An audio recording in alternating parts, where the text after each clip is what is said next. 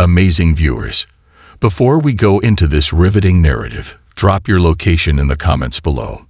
We love connecting with you all around the world. Also, if this is your first time here, press the subscribe button and join our incredible journey. Let's hit 10,000 subscribers this month together. Your support means everything. The encounter. There's a moment in life when everything you think you know gets turned upside down, when the familiar becomes unfamiliar and the past is suddenly as real as the present. I was on my usual route, driving through the busy streets of the city, when something caught my eye. It wasn't anything extraordinary at first. A woman sitting on the sidewalk with two children huddled close to her. They were clearly struggling, dirty, their clothes torn and weathered by time. But there was something in the way she held herself, in the look she gave me as I passed, that felt like a jolt to my very core. I'm not the kind of person who typically stops. Life had become a blur of meetings, deals, and the relentless pursuit of success. But that day, as I slowed at the light, I felt an unexplainable pull.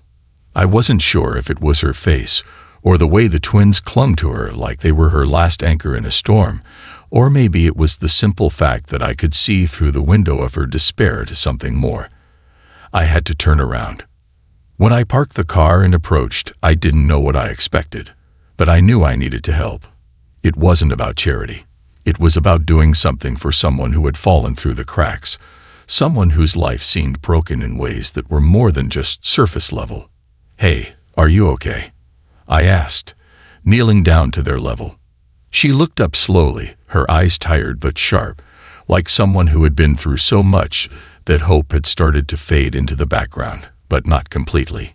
It wasn't just that she looked worn out. There was something almost familiar about her. "I'm fine," she replied softly, not meeting my eyes. Her voice was shaky, but there was a quiet strength beneath it. "Just trying to make sure my kids are okay."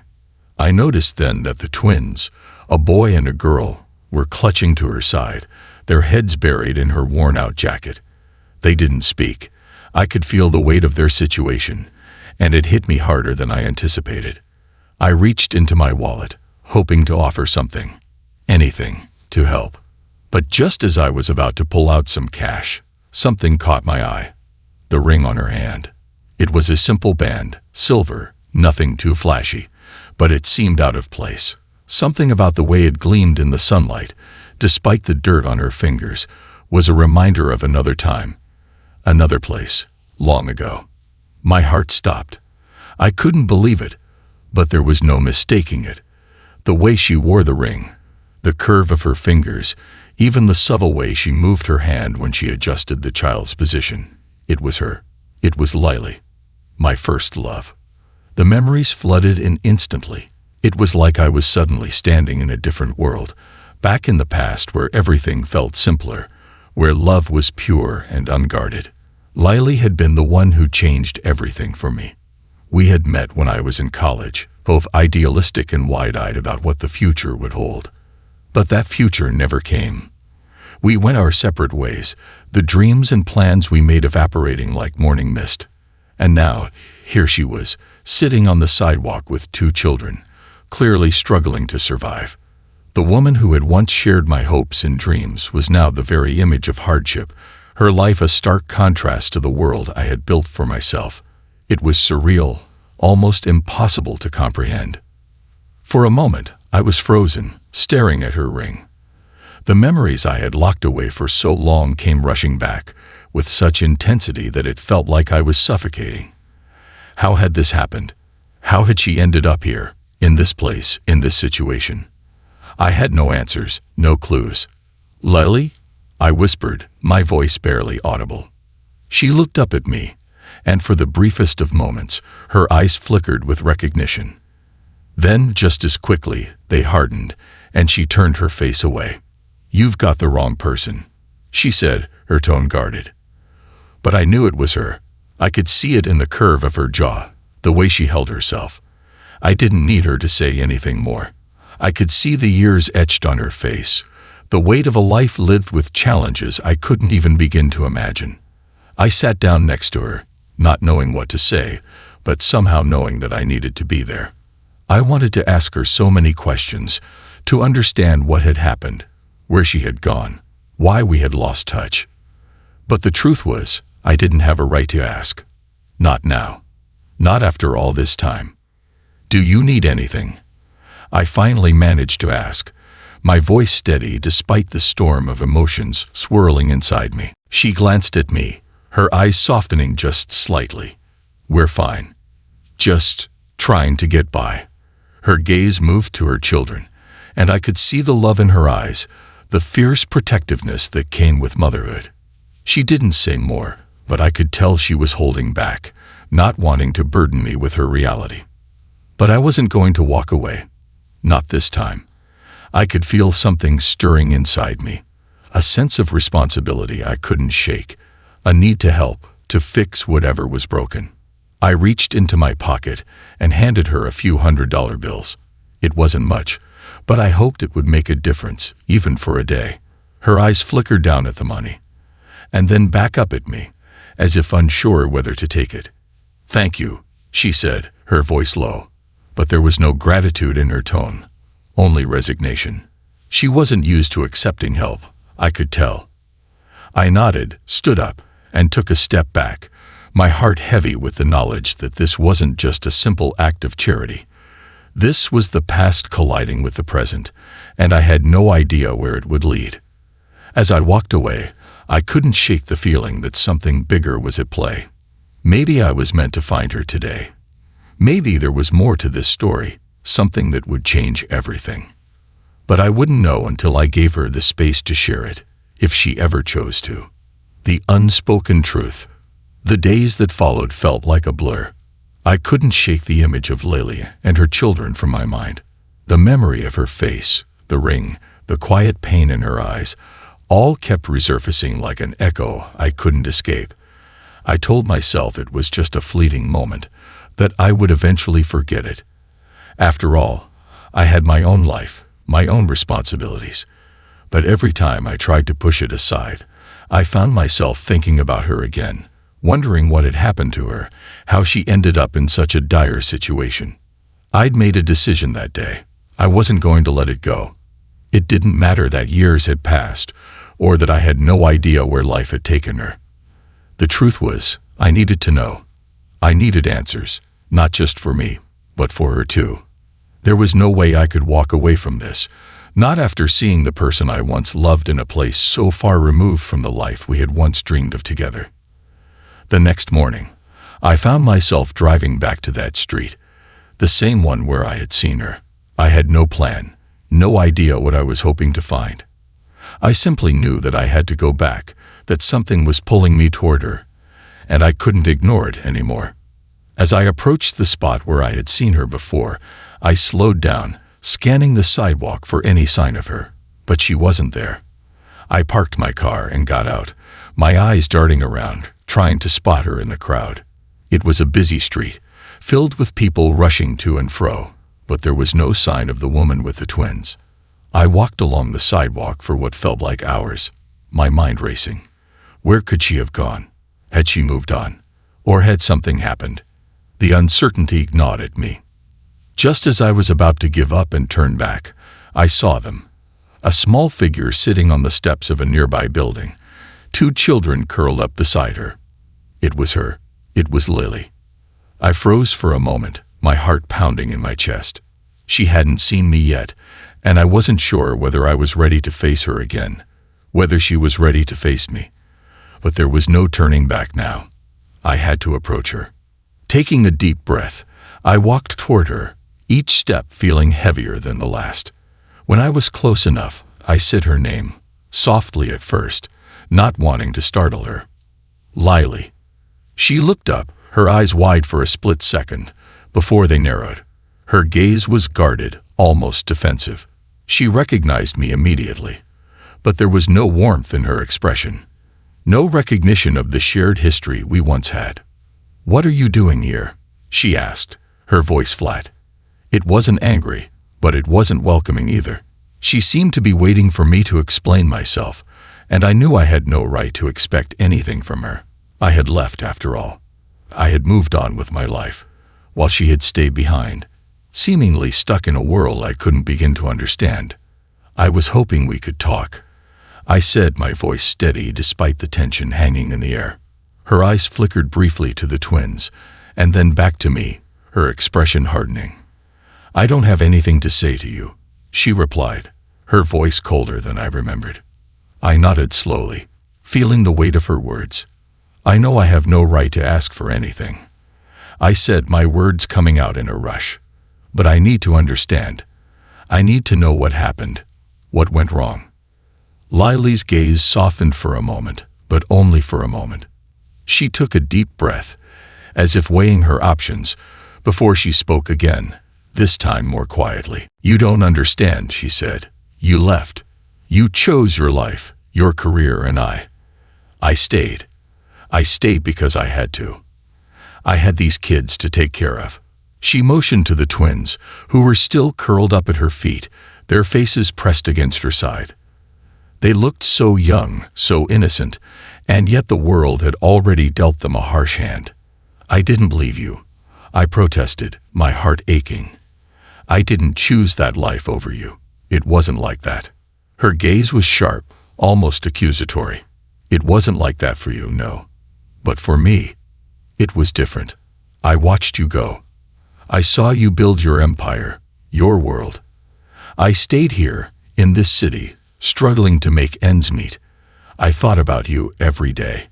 I thought about what could have been. And then one day, I realized that you were never coming back." Her words hit me harder than I expected. The pain in her voice was undeniable. She hadn't just been waiting for me. She had been living her life without me, and that life had been nothing like the dreams we once shared. "I didn't forget you," I said, my voice breaking slightly. "I never forgot you, Lily. But life, it pulled us in different directions." She shook her head, her eyes filled with a mix of sadness and something else, something I couldn't quite place. "You don't get it," she said softly, her voice losing some of its edge. "I wasn't waiting for you to come back. I was waiting for a life that I could never have. And now, here I am, with 2 kids and nothing to show for it." I didn't know what to say. The words felt inadequate, meaningless. How could I explain the path I had chosen, the sacrifices I had made, the pressure I had faced to be successful? How could I make her understand that I hadn't wanted to leave her behind, that I had never meant to hurt her? The silence between us grew heavier, the weight of the years that had passed pressing down on us both. The twins stirred slightly, their little hands reaching for their mother, seeking comfort. It was clear to me now more than ever that Lily had fought hard for everything she had. And yet, the world had been unforgiving to her. I didn't have all the answers, and I didn't know how to fix what had been broken. But there was one thing I did know. I wasn't going to walk away again. Not this time. "We don't have to fix everything right now," I said softly. "But I'm here. If you want to talk, I'm here." She looked at me for a long moment, her eyes unreadable. And then finally she nodded. "Maybe we can talk later," she said, her voice barely above a whisper. "But not today." I understood. She wasn't ready. And maybe neither was I. But one thing was certain. I wasn't going to let the past stay buried any longer. The truth, no matter how painful, was something we both needed to face. A bridge between worlds. The next few days passed in a haze, the world around me spinning with the noise of phone calls, meetings, and the never-ending demands of my career. But despite the whirlwind of my life, my mind kept returning to Lily. The brief conversation we'd had was still fresh in my mind, like a puzzle I couldn't quite put together. I found myself replaying her words over and over again, trying to make sense of the distance that had grown between us, the life that had come between us. I couldn't understand how things had turned out this way. We had been so full of dreams back then. We had talked about the future with such certainty, believing that nothing could stand in our way. But now, it felt as though the years had stripped us of that connection, leaving only fragments of what once was. The next time I saw her, I didn't know what to expect. I wasn't sure if she would even show up or if she would keep her distance. I had left the ball in her court, but something in me refused to give up. I couldn't just let her disappear into the shadows of my past without at least trying to bridge the gap that had formed between us. I drove to the same spot, the place where we had met days earlier, unsure of what I would find. The city had a way of swallowing things up, of hiding the things that didn't fit into the neat boxes of success and ambition. But there she was, sitting on the same steps, the twins playing nearby. The moment I saw her, a sense of urgency washed over me, a deep need to reach out, to reconnect. This time, as I approached, she didn't look up immediately. Her head was bowed, her focus on something in her hands. Perhaps it was a piece of paper, or maybe it was just a crumpled receipt. She didn't seem to notice me until I was almost right beside her. When she finally looked up, her eyes were wary, but there was something different in them this time. Something softer. "I wasn't sure if you'd come back," she said quietly, her voice carrying a mixture of hope and resignation. "I couldn't stay away," I replied, my words more certain than I had felt in days. "I wanted to check on you. I don't want to just disappear again." She sighed, the sound heavy with years of burden. "You don't have to keep coming, you know. I've made my peace with where I am." "But you shouldn't have to make peace with this," I said, my voice firm. "I know I can't change what's happened, but I want to help. I don't know how, but I need to try." For a long moment, she said nothing. She simply stared at me, her eyes searching my face, as if trying to figure out whether my words were genuine. I didn't blame her for doubting me. After all, I was the one who had walked away all those years ago. Finally, she spoke again, but this time her voice was softer, almost like she was talking to herself as much as she was talking to me. "You don't know what it's like to wake up every day and fight just to survive. To go to bed wondering if you'll be able to feed your kids tomorrow, or if you'll even make it through the day." I sat down beside her, careful not to crowd her space. "I don't know," I admitted. "I haven't had to fight in the same way. But that doesn't mean I don't want to help you fight. You don't have to do it alone." She shook her head, her eyes glistening with a mixture of frustration and vulnerability. "You don't understand," she said, her voice barely a whisper. "I've been doing this alone for so long. The weight of it, it changes you. I'm not the same person I used to be. And I don't even know who I'd be if I let someone in again." Her words struck me like a cold wind. The years hadn't just changed our circumstances, they had changed us. She wasn't the girl I had once known, and I wasn't the person she had loved. Life had carved out spaces between us that neither of us could have predicted, and it was painfully clear that rebuilding what had been lost wasn't going to be easy. But I wasn't ready to give up on her, or on us. "I'm not asking you to let me in right away," I said, my voice steady. "I'm not asking for everything to go back to how it was. I want to be here for you, in whatever way you need." She met my gaze, her eyes searching mine for any trace of doubt, any sign that I was just another person trying to fix things without really understanding. But I wasn't trying to fix her. I wasn't trying to save her. I just wanted to stand beside her, to show her that she didn't have to carry all of this alone anymore. She finally exhaled slowly, her shoulders dropping slightly. "I don't know if I can let you in," she said quietly. "But I'll try. I can't promise anything, but I'll try." And in that moment, I realized something I hadn't truly understood before. It wasn't about fixing what had happened, or pretending that we could go back to a time when things were easier. It was about starting where we were now, in the midst of all the brokenness and pain, and building something new, slowly, piece by piece. It wasn't going to be easy, and I wasn't sure where it would lead, but I wasn't going to walk away this time. As the sun began to dip below the horizon, casting a soft orange glow over the street, I reached into my jacket pocket and pulled out the small stack of cash I had brought with me. It wasn't much, but it was something. "This is for you," I said, handing it to her.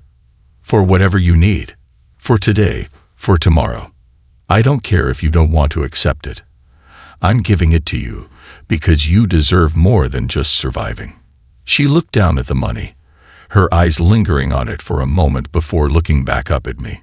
"You don't have to keep doing this," she said, her voice quiet but not ungrateful. "I want to," I said simply.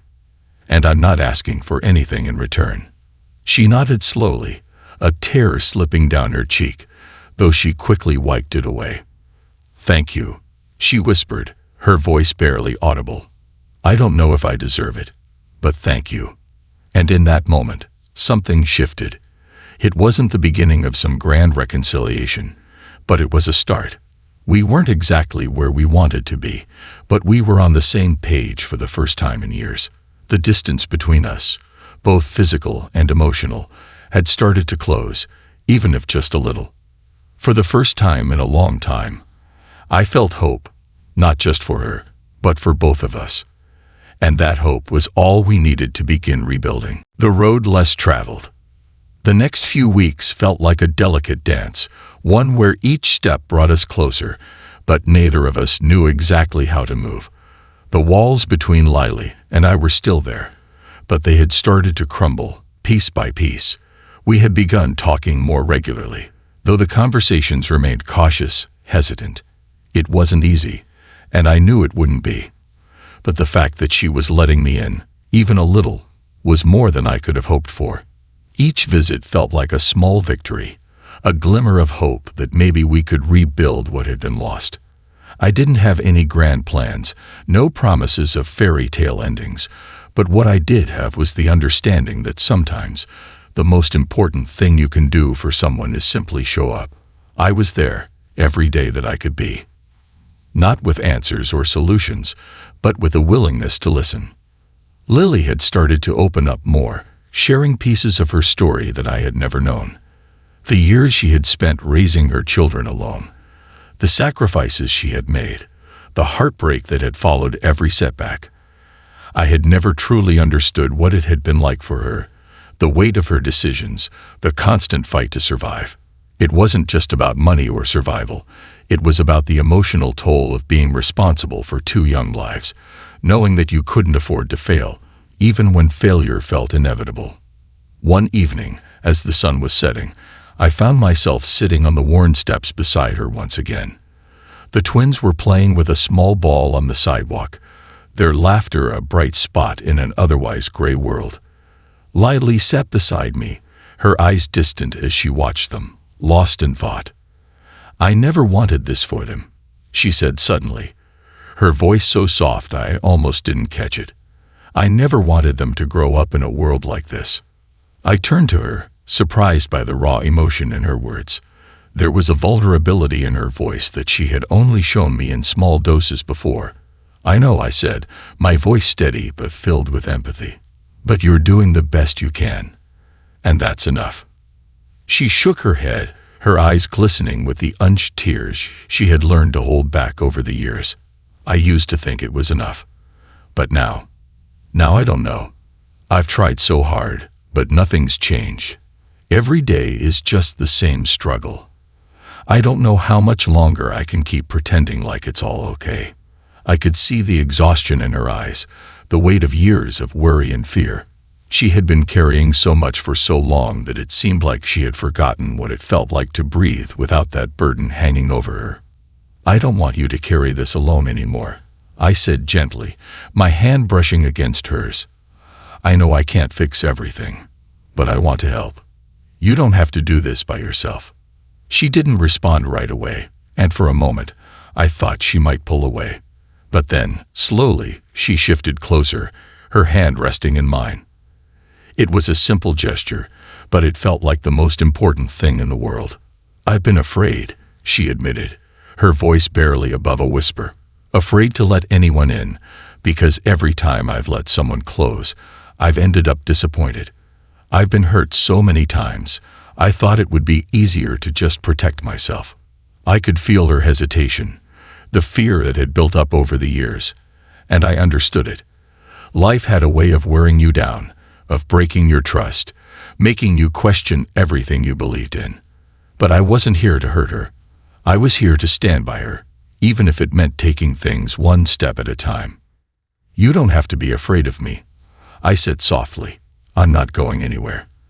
And I'm not asking for anything from you. I just want to be here, however you need me." She looked at me then, her eyes searching mine for any trace of doubt. And for the first time in a long while, I saw a flicker of something. Hope, maybe, or just the possibility of something different. Something better. "I don't know how to trust again," she admitted, her voice tinged with uncertainty. "But I'm willing to try. I'm willing to let you in, even if just a little." That moment felt like the turning point, the moment when everything began to shift. It wasn't a grand gesture or a grand declaration. It was a quiet promise between two people who had both been hurt by life, but were willing to take a chance on each other. It was a simple acknowledgement that we didn't have to have all the answers, but we could still choose to move forward together. The weeks that followed were not without their challenges. There were moments of doubt, moments where Lily would retreat back into herself, moments where the weight of her past seemed too heavy for her to bear. But there were also moments of growth, moments where she would share something new about her life, moments when the walls would come down just a little bit more. I learned more about her in those weeks than I had in the entire time we had known each other before. I learned about her childhood, about the dreams she had once held for herself, the hopes she had for the future that had been dashed by circumstances beyond her control. I learned about the fierce love she had for her children, and the lengths she would go to in order to protect them. And I learned about the resilience that had carried her through the darkest of days, even when she didn't believe she could keep going. One afternoon, as I sat with her at a small cafe, I noticed something I hadn't seen before: hope. It was subtle, but it was there. She was smiling, laughing with me in a way that felt natural, not forced. Her eyes were brighter, the weight of her burdens momentarily lifted. It was the first time in a long while that she seemed like the woman I had once known, the woman who had dreams and ambitions beyond just surviving. "I never thought I'd get to this point," she said, her voice full of quiet wonder. "I thought I was too far gone. But you've given me something I didn't think I could have again. Hope." I smiled, feeling a warmth spread through me. "You had it all along," I said softly. "You just needed to remember." It wasn't a fairy tale. It wasn't a sudden transformation. But it was progress. And that was enough. In that moment, I knew something that I hadn't been sure of before. We weren't defined by our pasts, or by the choices we made in moments of weakness. We were defined by the choices we made now. And Lily, despite everything, was choosing to move forward. And I was choosing to be there with her, every step of the way. The full circle. The days that followed were quieter, but in a way that was more peaceful than I had ever imagined. Our connection had deepened, but it wasn't the kind of deep that came with grand gestures or rushing towards some idealized future. It was the deep of shared understanding, of two people who had seen each other at their rawest, most vulnerable moments, and had chosen to keep going together anyway.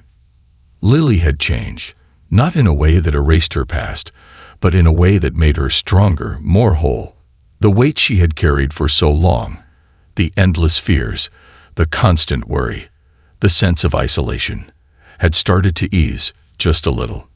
And in its place, a new kind of strength was emerging. She wasn't just surviving anymore. She was living, and for the first time in years, she was starting to believe in a future that wasn't dictated by her circumstances. One evening, as I drove to meet her, I noticed something. The city, in all its overwhelming chaos, felt quieter somehow. The world outside seemed to slow down as I passed through the familiar streets, those same roads that had once felt like a maze of disconnection. But now, they felt like a bridge, a place where two people who had once been lost could find their way back to each other. I arrived at the steps where we had first met. But this time, when I parked and got out of the car, something was different. There was no desperation in my heart, no urgent need to fix things. I was simply there, present in the moment. For the first time, I felt no pressure. This wasn't about the past anymore. It was about now. Lily was sitting there, just as she had been before. But now, there was something new in her posture, confidence. Her shoulders were squared, her eyes were clear, and for the first time, She wasn't just waiting for something to happen. She was living her life. The twins were with her, their laughter ringing out like a melody that I had come to cherish. They ran toward me as soon as they saw me, their little hands reaching out for me as they called my name. I bent down to greet them, the joy in their faces reminding me that sometimes life gives you second chances, not because you deserve them, but because you're willing to show up. Lily stood up slowly, her eyes meeting mine with a look I couldn't quite place. There was something in her gaze, something steady and sure, no longer uncertain. She took a step toward me, and I held my breath, not knowing what she would say, or if she would say anything at all. "I've been thinking," she said quietly, her voice carrying a weight I had never heard before, "about everything we've been through, about how much we've changed and how much we haven't, about how I kept waiting for something to come and fix everything. But what I didn't realize was that the change had to come from me. It had to come from within." I nodded, taking in her words. I understood. She wasn't the same woman who had sat on those steps in the beginning, lost and uncertain. She had found her own strength. She had chosen to stand up, even when the world had knocked her down. "I'm not the same man I was either," I said softly, my voice thick with emotion. "And I think that's okay. We don't have to be who we were. We just have to be who we are now." Her eyes softened, and for a brief moment, I saw that familiar glimmer of the woman I had once known. The woman who had filled my heart with a love I thought was lost forever. The woman who now stood before me, not as the girl I remembered, but as someone new, someone stronger, someone capable of making her own way. "I've been holding on to the past for so long," Lily said, a sigh escaping her lips. "But maybe it's time to let go of all of it. The pain, the regrets, and the idea that I can't have a better future. Maybe we've both been holding on to things that don't serve us anymore," I replied, my voice gentle. "Maybe it's time to move forward, together, but on our own terms." She smiled, a soft, knowing smile, and nodded. "I think I'm ready for that." And just like that, something shifted again. The unspoken bond between us had evolved from something fragile into something solid, something that could withstand the tests of time. We weren't starting over, not exactly. We were building, brick by brick, a new foundation, one that was rooted in the present, not the past. But as much as we had changed, there was one thing that hadn't: the love we had once shared. It was no longer a longing for a future we had lost. It was something new, something that didn't need to be defined by what had happened before. It was the love of two people who had seen each other at their most vulnerable, who had seen the depths of each other's pain, and still chosen to stand side by side. As I looked at her, surrounded by the laughter of the children, I realized that this wasn't the end of our story. It was a new beginning. A beginning where the past and the future met, where mistakes were forgiven, and where love had room to grow, not from perfection, but from acceptance. And I knew, in that moment, that I had found what I had been searching for all along, not just redemption, but a future worth fighting for. A future where the pieces of the past no longer held us back, but pushed us forward together. I held my hand out to Lily, and without hesitation, she took it. It wasn't a grand gesture, but it didn't need to be. It was the simple act of two people choosing to walk together, no matter what the road ahead would bring. And in that simple act, I found everything I needed. Sometimes, it's not about fixing the broken parts of the past. Sometimes, it's about learning to live with them and letting them guide you towards something better. This concludes the story. Thank you for watching until the end. I hope you found it enjoyable. If you did, please consider liking the video and sharing it with your friends. Don't forget to subscribe to our channel and activate the notification bell for more captivating stories. Have a great day.